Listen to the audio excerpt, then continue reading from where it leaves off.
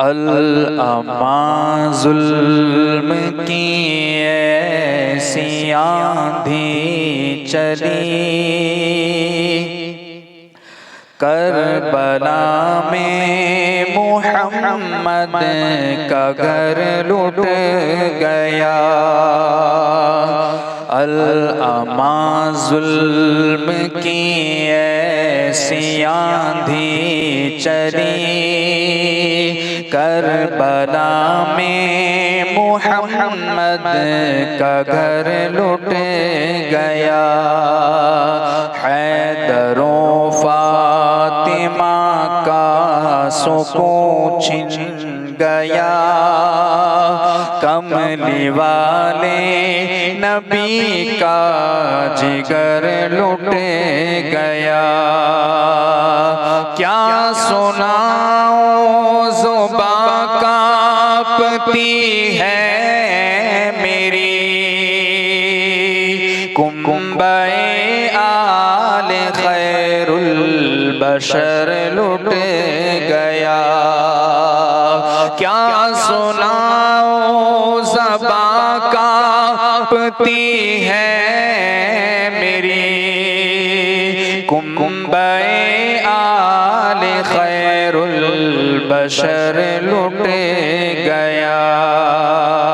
सारे घर में फ़क़त दो ही बच्चे बचे, आन की आन में घर का घर लुट गया। अल-अमा ज़ुल्म की ऐसी आंधी चली, करबला में मुहम्मद का घर लुट गया। पहले असगर पे तीरे सितमगर चला, और अकबर के सीने में नेज़ा लगा। पहले असगर पे तीरे सितमगर चला, और अकबर के सीने में नेज़ा लगा। जान देने में दोनों बराबर रहे, एक इधर लुट गया एक उधर लुट गया। अल-अमा ज़ुल्म की ऐसी आंधी चली, करबला में मुहम्मद का घर लुट गया। करबला में जो महशर बपा हो गया, आज बचपन का वादा वफा हो गया। करबला में जो महशर बपा हो गया, आज बचपन का वादा वफा हो गया। या खुदा तेरे महबूब की आल का बच्चा बच्चा तेरे नाम पर लुट गया। अल-अमा ज़ुल्म की ऐसी आंधी चली, करबला में मुहम्मद का घर लुट गया। खून रोती थी ज़ैनब सरे करबला, सच है औलाद का गम बहुत है बड़ा। खून रोती थी ज़ैनब सरे करबला, सच है औलाद का गम बहुत है के दिल से तो पूछो गुजरती है क्या, नौजवान जिनका लखते जिगर लुट गया। अल-अमा जुल्म की ऐसी आंधी चली, करबला में मोहम्मद का घर लुट गया। नाज जिनका उठाते थे खैरुल बशर, जिनको सीने लगाते थे खैरुल बशर, नाज जिनका उठाते थे खैरुल बशर, जिनको सीने लगाते थे खैरुल बशर, जिनका झूला झुलाया था जिब्रील ने, फातिमा का वो नूरे नजर लुट गया। अल-अमा जुल्म की ऐसी आंधी चली, करबला में मोहम्मद का घर लुट गया। आखिरी शेर है, समाअत फरमा। क्यों न अनवर फिरिश्तों के आंसू बहे,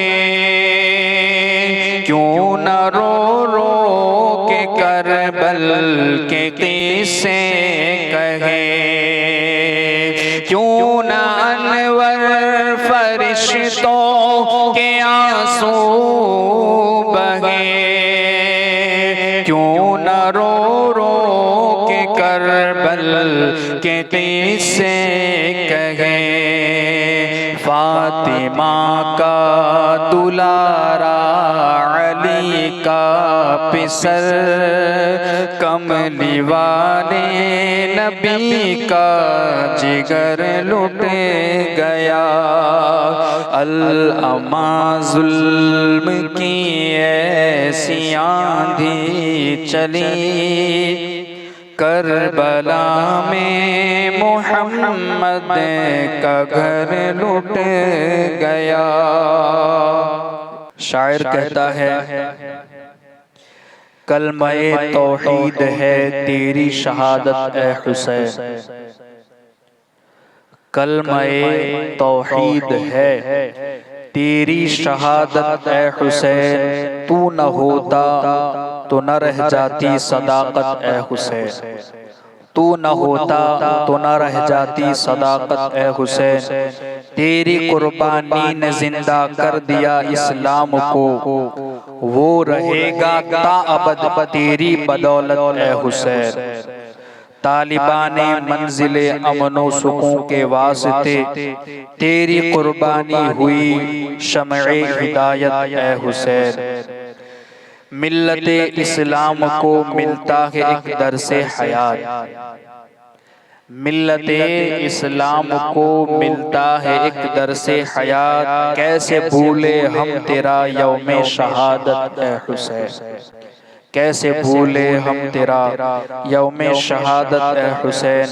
हाल मेरा कुछ भी हो मेरा अकीदा है यही, हाल मेरा कुछ भी हो मेरा अकीदा है यही, बख्शवाएगी मुझे तेरी मोहब्बत ए हुसैन, बख्शवाएगी मुझे तेरी मोहब्बत ए हुसैन। हजरत मुहतरम दास्ताने करबला हम सुन रहे हैं और दास्तान के अंदर बड़ी अजीम शहादतें हम सुन चुके हैं। करबला के मैदान में सुबह से लेकर दोपहर तक इमाम हुसैन रज़ी अल्लाह ताला अन्हु अपने जानिसार साथियों के लाशें एक के बाद एक करके उठाते चले आ रहे हैं। वो खेमे जो एक दिन पहले आबाद थे, शोर गुल था, इबादतें रियाजतें थी, कुरान की तिलावतें थी, आज वो खेमे वीरान हो गए हैं। खेमों में चहचहाहट बंद हो गई, कोई बाकी नहीं। एक नन्ना अली असगर है, एक बीमार इमाम ज़ैनुल आबिदीन है जो बिस्तर अलालत पर है, वो भी चमड़े के बिस्तर पर है। वो खड़े होते हैं, खड़े होकर अपने बाबा की बारगाह में इजाजत तलब करते हैं, मगर हालत ऐसी है कि वो फिर गिर जाते हैं, सही से खड़े भी नहीं हो पाते, इतने बीमार है। इमाम हुसैन ने कहा, मेरे बेटे तू मेरी आखिरी निशानी है, मैं कैसे तुझे भेज दूं।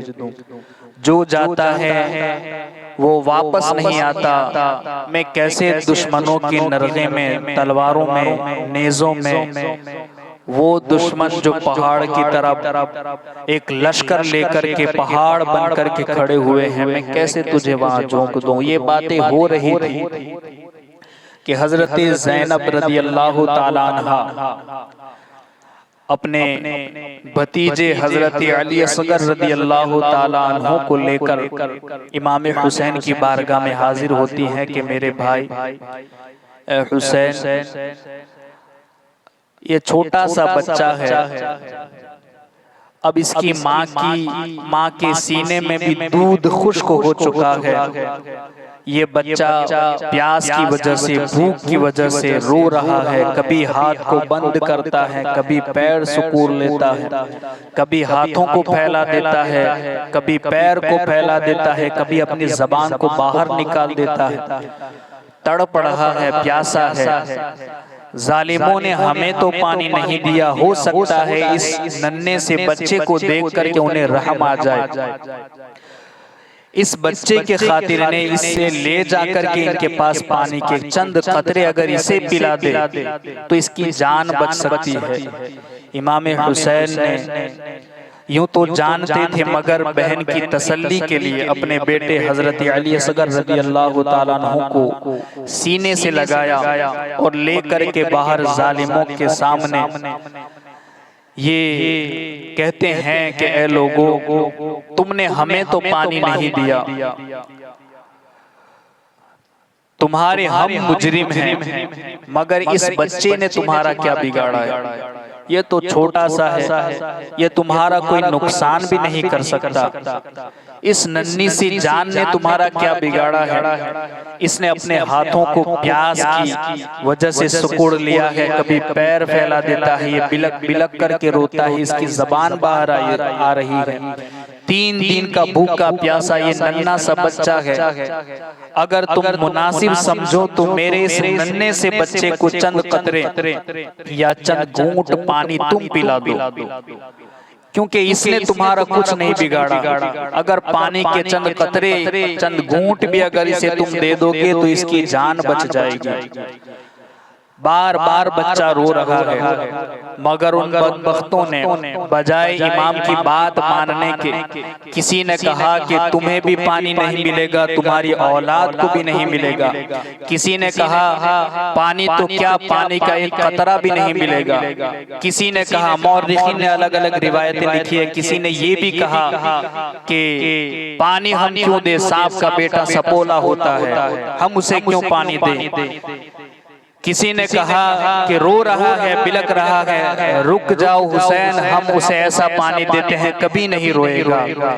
शिमर ने हुक्म दिया, हुरमला बदबख्त नामी शख्स जिसने एक तीर निकाला, और मौर्रिखीन ये भी लिखते हैं कि वो तीर 3 मुंह वाला तीर था, और उस तीर को उसने ऐसा निशाना लगा करके हजरत अली असगर के ऊपर चलाया कि हजरत अली असगर का हलकूम चीरते हुए वो तीर इमाम हुसैन के बाजू में पेवस्त हो गया। उस नन्हे से बच्चे पर तीर चलाने के बाद उस हुरमला बदबख्त ने कहा कि हुसैन, कहते हो बेटा बार बार रोता है, लो हमने ऐसा पानी दिया अब कभी नहीं रोएगा। इमाम हुसैन की आंखों से आंसू जारी है, रो रहे हैं कि जालिमों तुमने नन्ही सी जान पर भी रहम न खाया। तीर को निकाला, हलक से जब निकला तो खून का जैसा कि एक फव्वारा निकल रहा हो, इतना खून बह रहा था। अब वो अपने नन्हे से बच्चे को लेकर खेमे की तरफ बढ़ते हैं। अली असगर की आवाज, क्योंकि जैसे ही तीर लगा बच्चे ने एक झुरझुरी ली, एक हिचकी ली और फौरन उसकी रूह निकल गई, नन्ही सी जान थी। इमाम अपने उस बच्चे को लेकर खेमे की तरफ बढ़ते हैं। वहां औरतें ये सोचती हैं कि देखो हमने न कहा था कि बच्चे को दिखाएंगे तो ये जालिम इस पर रहम खाकर चंद कतरे पानी के दे देंगे। देखो शायद अली असगर को इन्होंने पानी पिला दिया हो, बच्चे ने रोना बंद कर दिया है, मगर उन्हें क्या पता कि उन जालिमों ने नन्हे से अली असगर को भी शहीद कर दिया है। इमाम हुसैन खेमे के अंदर आते हैं, जैसे ही अली असगर की वालिदा अपने नन्हे से लखते जिगर को देखती है, टूट पड़ती है कि मेरे बेटे, अगरचे मेरे सीने में दूध खुश्क हो गया है, बेटा एक बार अपने माँ के सीने से लग जा, एक बार मेरे पिस्तान को अपने मुंह में ले ले। अब जिंदगी भर कभी तुझे सीने से लगाने का मुझे मौका नहीं मिलेगा मेरे बेटे, एक बार अपनी माँ के सीने से लग जा। रोती है, तड़पती है। इमाम ने उन्हें तसल्ली दी कि अगरचे दुनिया का पानी उसे नसीब न हुआ, मगर नाना जान जामे कौसर लेकर हौज़े कौसर पर उसे पिलाने के लिए खड़े हुए हैं, उसका इंतजार कर रहे हैं। अब आप देखें, हर कोई जानता है कि यहाँ से बचना नामुमकिन है, हमारी शहादतें यकीनी है, मगर फिर भी बार बार उन यजीदियों को मौके दे रहे हैं। इमाम ज़ैनुल आबिदीन की बारगाह में इमाम हुसैन रज़ी अल्लाह ताला अन्हु जाते हैं और अपने बेटे को कहते हैं कि मेरे बेटे, अब तू मेरी आखिरी निशानी है। इमाम ने अब खुद जाने की तैयारी की, चूंकि अब खेमे में कोई बाकी नहीं। वो खेमे जो एक दिन पहले भरे भरे थे, सारे साथियों से, चचाजाद भाइयों से, चचाओं से, अपने बेटों से, भतीजों से, भांजों से, वो खेमे खाली हो गए हैं। इमाम हुसैन की जात बाकी है। अब वो भी अपनी शहादत की तरफ आगे बढ़ते हैं। गोया इमाम ने अपने खेमे में हजरत ज़ैनब से कहा, ए मेरी बहन ज़ैनब, ए शहरबानो, ए लैला, ए सकीना, सब्र का दामन थामे रखना, मेरे बाद बेसब्री का मुजाहरा न करना, मेरे जाने के बाद मातम न करना, मेरे जाने के बाद अपने बालों को न नोचना, मेरे जाने के बाद अपने कपड़ों को न फाड़ना। मेरे बेटे ज़ैनुल आबिदीन, उनका नाम अली औसत था, कहा कि बेटे तू मेरी आखिरी निशानी है, अब मेरे बाद इस काफिले की क़यादत तेरे हाथ में है, इस काफिले का सरदार तू होगा। बेटा सब्र करना, अभी तुझे भी बहुत सी आजमाइशों से गुजरना है, बहुत सी इम्तिहानात से गुजरना है, बहुत सी तकलीफों से गुजरना है, सब्र करना, तू मेरी आखिरी निशानी है। गोया इमाम ये नसीहतें वसीयतें कर रहे थे, इतने में एक जुमला ऐसा इमाम ने कहा जिससे पूरे खेमे में कोहराम मच गया। इमाम ने कहते हुए ये कहा कि मैं तुम्हें ये वसीयत करता हूँ, तुम यहाँ से जब मदीने मुनव्वरा जाओ, नाना जान की बारगाह में, उनकी बारगाह में हाजिर होकर मेरा सलाम पेश करना और नाना जान को ये सारी बातें बताना कि इन जालिमों ने मुझे किस तरीके से खत लिख लिख करके बुलाया और यहाँ मुझे बुला करके मेरे साथ इन्होंने क्या क्या सुलूक किया। इन लोगों ने मुझे खत लिख करके बुलाया, मेरे बच्चों को लूट लिया। इन लोगों ने मुझे खत लिख करके बुलाया, मेरे भांजों की जवानी को लूट लिया।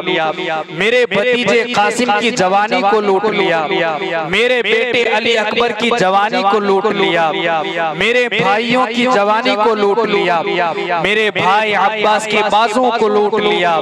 इन लोगों ने इतना जुल्म किया कि मेरे नन्हे से अली असगर के हलकूम को भी ज़बह कर दिया।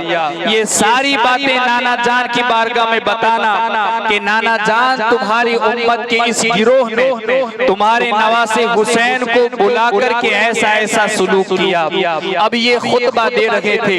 इमाम हुसैन ने आखिरी वसीयत करने के बाद अब अपने सर पर खुद हुजूर का अमामा सजाया, अपनी कमर पर जाफर तैयार का पटका बांधा, अपने हाथों में जुल्फ़े-कार हैदरी को थामा और उसके बाद जैसे रवाना होने वाले थे, ज़ैनब ने कहा भाई रुको रुको, ठहरो ठहरो।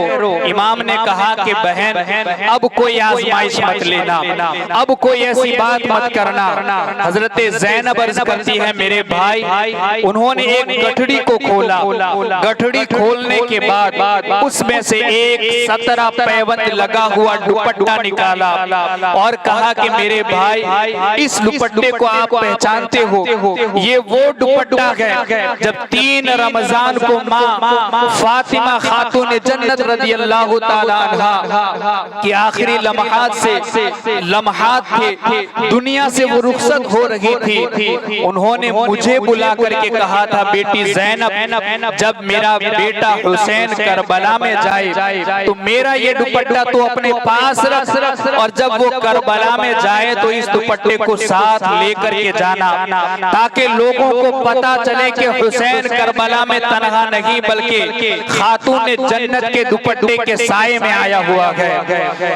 लोगों को ये एहसास हो कि हुसैन तनहा नहीं बल्कि अपनी माँ के आंचल के साये में है। इमाम हुसैन ने दुपट्टे को देखा, आंखों से चूमा और खूब रो करके बोसा दे करके इमाम निकलते हैं। जालिमों की तरफ इमाम मुतवज्जे होते हैं और वहां जाने के बाद इमाम हुसैन रज़ी अल्लाह ताला अन्हु ने एक खुतबा दिया कि लोगों क्या तुम मुझे नहीं जानते, मैं हुसैन इब्ने अली हूँ, मैं वो नवासा हूँ जिनके बारे में तुम्हारे रसूल तुम्हारे नबी ने ये फरमाया है कि जिसने हसन और हुसैन से दुश्मनी की उसने मुझ मोहम्मद से दुश्मनी की और जिसने मुझसे दुश्मनी की उसने अल्लाह से दुश्मनी की। क्या तुम ये नहीं जानते मैं उस नबी का नवासा हूँ जिसका कलमा तुमने पढ़ा है?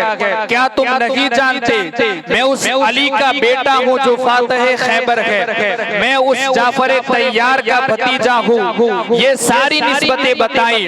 ऐ लोगों आज मेरे दीन की खातिर, मेरे नाना के दीन की खातिर मेरी मदद करो, दीन के तहफ्फुज़ की खातिर मेरी मदद करो। अल्लाहु अकबर। आप जरा यहाँ ठहर करके देखें, जब इमाम हुसैन ने आखिरी सलाम अपने खेमे में पेश किया होगा, बहन ज़ैनब मौजूद हैं, शहर बानू बीवी मौजूद हैं, वहाँ बेटी सकीना मौजूद हैं, वहाँ और भी खानदान की दूसरी औरतें मौजूद हैं। इमाम ने जब आखिरी सलाम पेश किया होगा मैदान में जंग में जाने से पहले, गोया आज में औरतों का हाल, आज हमारा हाल ये है और हमारे घरों की हालत, घर के औरतों की हालत ये है कि अगर शौहर 2 साल के लिए भी अगर कहीं बाहर जाए या सऊदी जाए या किसी गैर मुल्क में जाए तो औरतों का हाल बेहाल हो जाता है।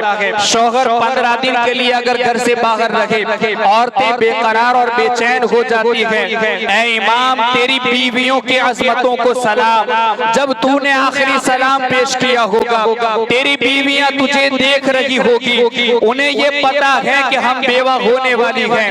वो सकीना जिसे ये पता है कि मैं यतीम होने वाली हूँ, हजरत सकीना इमाम हुसैन के पाँव में आकर के पड़ जाती है, पैरों को पकड़ लेती है और कहती है मेरे बाबा जान आप न जाएं क्योंकि जो जाता है वापस नहीं आता।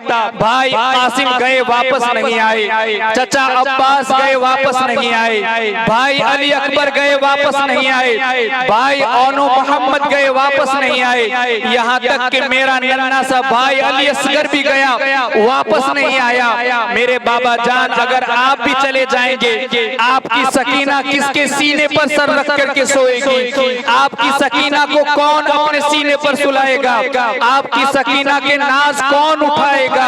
हजरत इमाम हुसैन रज़ी अल्लाह ताला अन्हु ने कहा, मेरी बेटी सकीना तेरे नाज उठाने वाला बाबा जा रहा है, लेकिन मेरी बेटी याद रखना, ऐ मेरी बीवियों याद रखना, तुम बेवा हो रही हो मगर नाना का दीन महफूज होने वाला है। मेरी बेटी सकीना तू यतीम होने वाली है मगर नाना का दीन महफूज होने वाला है। गोया इमाम ने हजरत सकीना को तसल्ली दी और कहा, दीन की खातिर सब्र करना और सब्र का दामन अपने हाथ से मत छोड़ना, इसलिए कि अगर आज तुम सब्र करोगी इंशाअल्लाह रहती दुनिया तक कयामत तक हर आशिक रसूल तेरे नाज उठाएगा, तेरे नाज उठाने वाला होगा। हर आशिक रसूल तेरी अज़मतों शान के चर्चे और कसीदे पढ़ेगा। मेरी बेटी तू सब्र करना, हर आशिक रसूल तेरे नाम पर अपने सर को झुका देगा। आज सब्र का दामन थामे रखना, मेरी बेटी वावेला न करना, सब्र करना। ये कहने के बाद जब इमाम गए होंगे वहाँ खुतबा दिया होगा, सारी चीजें फजीलतें निस्बतें बताई होगी, जालिमों ने फिर भी न माना। मेरे इमाम ने फिर भी कहा, ऐ लोगों मैं तुम्हें एक मौका देना चाहता हूँ, आओ मेरी मदद करो, मेरे नाना के दीन की खातिर मेरी मदद करो, दीन इस्लाम की हिफाजत की खातिर मेरी मदद करो, शरीयत के तहफ़्फ़ुज़ के खातिर मेरी मदद करो। अगर मेरी मदद करोगे शरीयत की खातिर और दीन की हिफाजत की खातिर मेरा साथ दोगे, मैं अली असगर के कातिल को भी माफ कर दूंगा। अगर तुम मेरा साथ दोगे मैं अली अकबर के कातिल को भी माफ कर दूंगा। अगर तुम मेरा साथ दोगे मैं अब्बास के बाजू को काटने वाले को भी माफ कर दूंगा। अगर तुम मेरे दीन की खातिर नाना की शरीयत की खातिर अगर मेरा साथ दोगे मैं अपने अली असगर के कातिल को भी माफ कर दूंगा, अली अकबर के कातिल को भी माफ कर दूंगा, हजरत कासिम के लाशे पर घोड़े दौड़ाने वालों को भी माफ कर दूंगा।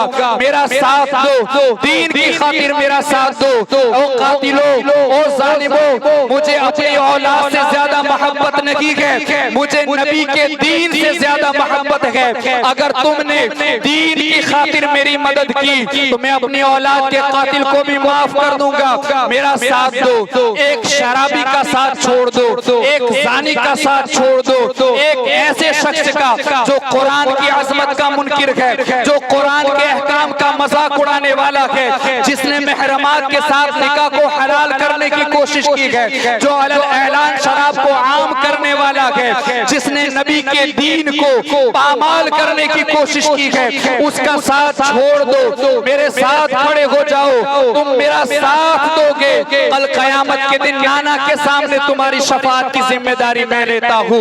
दीन की खातिर मेरा साथ दो, शरीयत की खातिर मेरा साथ दो, दीन की हिफाजत के लिए मेरे साथ खड़े हो जाओ। अजीजान मिल्लत इस्लामिया, आप जरा तसव्वुर के अंदर उस लम्हे को याद करें, इमाम हुसैन ने अपने सामने मौजूद यजीदियों को जब ये खुतबा दिया होगा, गोया आज भी वो इमाम के अल्फाज, इमाम का वो खुतबा आज भी हमारे कानों में गूंज रहा है और रहती दुनिया तक हर मस्जिद के मिंबरों मेहराब से हुसैन की ये आवाज हर आशिक हुसैन तक पहुंचती रहेगी। ऐ लोगों, यजीदियत को मिटाने के लिए हुसैन का साथ दो, यजीदियत को मिटाने के लिए हुसैन इब्ने अली के साथ खड़े हो जाओ। यजीदियत कैसे मिटेगी? तुम तो हुसैन के चाहने वाले हो, तुम तो हुसैन का नाम लेवा हो, हुसैन के कसीदे पढ़ने वाले हो, हुसैन का झंडा उठाने वाले हो, हुसैन के नाम की महफिल सजाने वाले हो, उसके नाम के शरबत पिलाने वाले हो और उसके नाम की सबील लगाने वाले लोग हो। तुम तो आशिक हुसैन हो। हुसैन के ये जुमले याद करो कि यजीदियत को मिटाने के लिए इमाम हुसैन का साथ दो। इमाम हुसैन ने कहा मेरा साथ दो दीन की खातिर, ताकि यजीदियत मिट जाए। यजीदियत कैसे मिटेगी? दाढ़ी मुंडा करके गटरों में फेंकना बंद कर दो, यजीदियत खुद ब खुद मिट जाएगी। जीना खोरी छोड़ दो, यजीदियत मिट जाएगी। शराब नोशी छोड़ दो, यजीदियत मिट जाएगी। सारे बुरे काम छोड़ दो, यजीदियत मिट जाएगी। बेनमाजीपन को छोड़ छोड़ दो, नमाजों को तर्क करना छोड़ दो, नमाजों की पाबंदी करो, ये नमाजीपन को छोड़ दोगे खुद ब खुद यजीदियत मिट जाएगी। क्योंकि आज भी दुनिया के अंदर यजीदियत मौजूद है, गुनाह की शक्ल में यजीदियत मौजूद है, गुनाह जहां मौजूद है वहां यजीदियत जिंदा है। अजीजा ने मिल्लत इस्लामिया, आज हमारे मुआशरे के अंदर भी गुनाह की शक्ल में यजीदियत जिंदा है। बेनमाजीपन को छोड़ दे, यजीदियत को खत्म करे। इमाम के वो अल्फाज आज भी हमारे कानों में गूंज रहे हैं, इमाम का साथ दो। इमाम के नाना के दीन की खातिर इमाम हुसैन ने जो खुतबा दिया था, ऐ मुसलमानों, जिन लोगों के सामने हुसैन ने ये बात पेश की थी वो तो कातिल थे, वो जालिम थे। इमाम ने तो उन्हें भी कहा था अगर तुम मेरा साथ दोगे मैं तुम्हें माफ कर दूंगा। ऐ आशिक हुसैन, तुम तो हुसैन का नाम लेने वाले हो, तुम तो उनके नाम पर जमा होने वाले हो, तुम तो उनका झंडा उठाने वाले हो, तुम तो उनकी महफिल सजाने वाले हो, हुसैन के नाम पर अपनी जान लुटाने वाले हो। हुसैन का साथ दोगे या नहीं दोगे?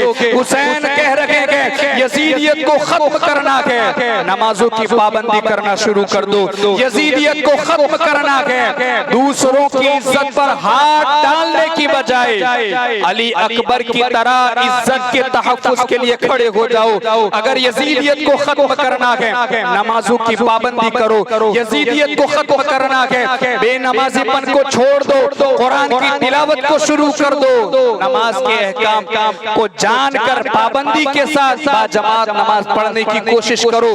तमाम खुराफात से दूर हो जाओ, बेहयाई को छोड़ दो, सारी बुराइयों को छोड़ दो, शराब नोशी को छोड़ दो, ज़िनाखोरी को छोड़ दो, हर नाजायज ताल्लुकात को खत्म कर दो। सच्चे और बाकिरदार हुसैनी बन जाओ, खुद ब खुद हुसैनियत जिंदा हो जाएगी, यजीदियत मिट जाएगी। आओ हम यहाँ मिल करके, ये हमारी आखिरी महफिल है, इस आखिरी महफिल में हम इमाम हुसैन के नाम पर ये अहद करते हैं, ऐ इमाम तुम्हारे इन जुमलों पर हम रहती दुनिया तक अमल करेंगे, इंशाअल्लाह यजीदियत को खत्म कर देंगे। अपने इमाम का भी साथ दो, मस्जिद के इमाम का भी साथ दो। अजीजा ने मिल्लत इस्लामिया, दीन के तहफ्फुज के लिए खड़े हो जाओ। जहां दीन, आओ हुसैन की मोहब्बत पर जमा हो जाओ, रसूल की मोहब्बत पर जमा हो जाओ, अहले बैत से मोहब्बत करो और उनकी मोहब्बत पर जमा हो जाओ। जब इनकी मोहब्बत पर हम जमा हो जाएंगे, हमारी दुनिया भी संवर जाएगी, आखिरत भी संवर जाएगी।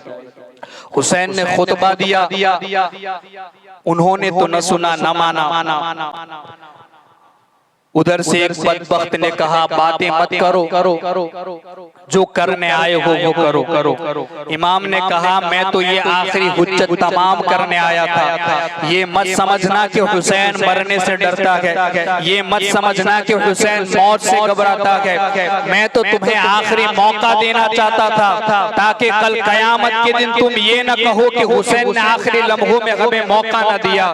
ये खुतबा सुनने के बाद यजीद लश्कर में भी कई ऐसे थे जिनकी आंखों में आंसू जारी हो गए, मगर शिमर बदबख्त ने जोर से आवाज लगाई कि अगर सर झुकाते हो या मरने के लिए तैयार हो जाओ। जब ये कहा तो शोरो गुर फिर शुरू हो गया, और इधर से इमाम हुसैन ने फिर ललकारना शुरू किया कि भेजो जिसे भेजना चाहते हो, तुम्हारे बड़े बड़े बहादुरों में से जो तुम्हारे पास मौजूद हो भेजो। और उन लोगों ने यजीदी लश्कर ये जानते थे कि इमाम हुसैन अली के बेटे हैं, मोहम्मद अरबी के नवासे हैं, सारे बच्चों की बहादुरी देख चुके थे। बड़े बड़े शाम और रोम के पहलवानों को उन्होंने बचा कर रखा था। इमाम ने जब ललकारा, बड़े बड़े ऐसे पहलवान जिनके बारे में तारीख में ऐसी बातें लिखी गई कि वो पहलवान अगर किसी चमड़े पर अपना पैर रख दे, कई लोग मिलकर भी चमड़ा खींचते थे, वो चमड़ा फट जाता था मगर उसके पैर को हिला न सकते।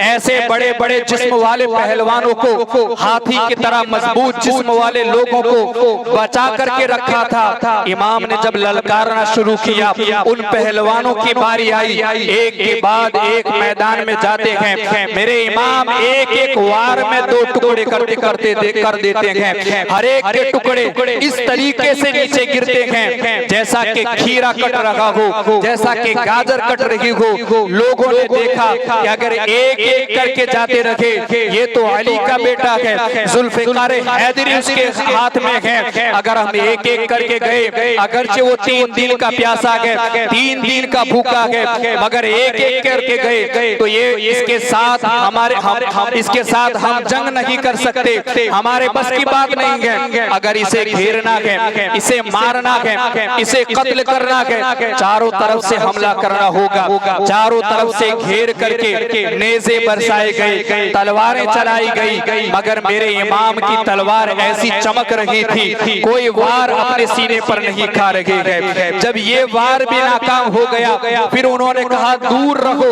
दूर हो करके हजारों के साथ 1000 तीर उनके ऊपर बरसा दो।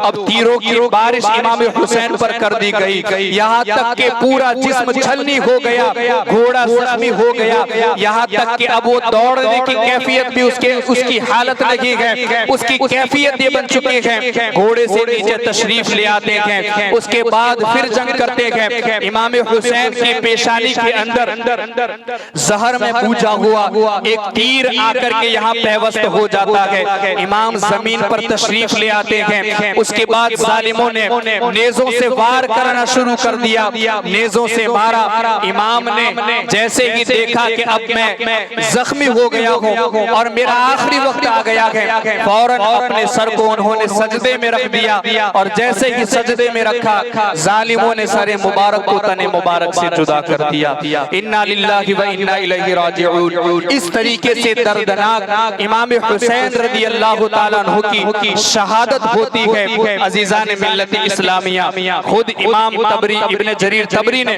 इस बात को लिखा है कि इमाम हुसैन रज़ी अल्लाह ताला अन्हु ने 72 या 73 जख्म उनके जिस्म पर थे, और इमाम मोहम्मद बाकिर जो कि इमाम ज़ैनुल आबिदीन के बेटे हैं, वो तो लिखते हैं कि मैंने वो अपने जद्दे करीम का वो पैराहन जो उन्होंने आखिरी लम्हात में पहना हुआ था, करबला के मैदान में शहादत के वक्त जो पैराहन या जो जुब्बा पहना हुआ था, मैंने उस जुब्बे को देखा। इमाम बाकिर कहते हैं उस जुब्बे के अंदर, उस पैराहन मुबारक के अंदर तलवारों और तीरों के 300 निशानात मौजूद। 300 निशानात इमाम हुसैन, 300 तीर और तलवारों के जख्म इमाम हुसैन ने अपने जिस्म पर बर्दाश्त की। अजीजान मिल्लत इस्लामिया, ये करबला की दास्तान है, और हम हर साल सुनते हैं, मगर सुनकर भी अगर हम इबरत हासिल न करें, इनकी कुर्बानियों को जाये कर दे, दीन को तमाशा बनने के लिए छोड़ दे और लोगों की इस्लाह न करे, तो फिर हमारे हुसैनी होने का क्या फायदा। हम किरदार हुसैन को जिंदा करना चाहते हैं, हर मुसलमान को सच्चा हुसैनी बनाना चाहते हैं, हम हर आशिक रसूल को सच्चा आशिक रसूल बनाना चाहते हैं। इसलिए दास्तान करबला हर साल बयान होती है और रहती दुनिया तक बयान होती रहेगी, मगर बयान के साथ साथ हम ये भी कहते हैं कि इस्लाम जिंदा होता है हर करबला के बाद। क्या हम समझते हैं इस्लाम जिंदा होता है हर करबला के बाद? इसका मतलब यही है दास्तान सुनने के बाद हमारे दिलों के अंदर, हमारे जिगर के अंदर एक कुव्वत पैदा हो जाती है। इंशाअल्लाह आज के बाद या इसी मुहर्रम के बाद अब हमारी जिंदगी किरदार हुसैन का आईना होगी।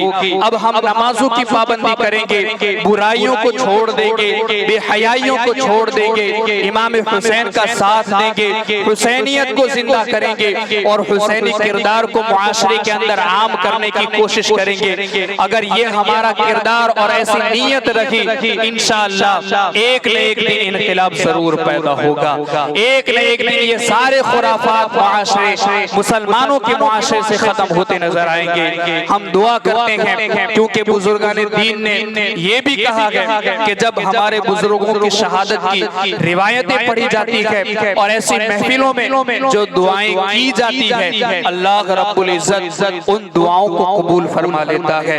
ये बड़ी बाबरकत महफिल है, शहादत हुसैन पढ़ी गई, सुनाई गई। इसी महफिल में हम अहद करते हैं इंशाअल्लाह हम नमाजों की भी पाबंदी करेंगे और सच्चे हुसैनी बनकर के दिखाएंगे। और जो हमारा दीनी भाई इस तरीके को छोड़कर दूसरी तरफ जा रहा है या जा चुका है, उसे भी सही तरीके पर लाने की कोशिश करेंगे इंशाअल्लाह। अगर ऐसा हो गया दुनिया भी सवर जाएगी और आखिरत भी सवर जाएगी। वाखिर दावाना अनिल हम्दुलिल्लाहि रब्बिल आलमीन।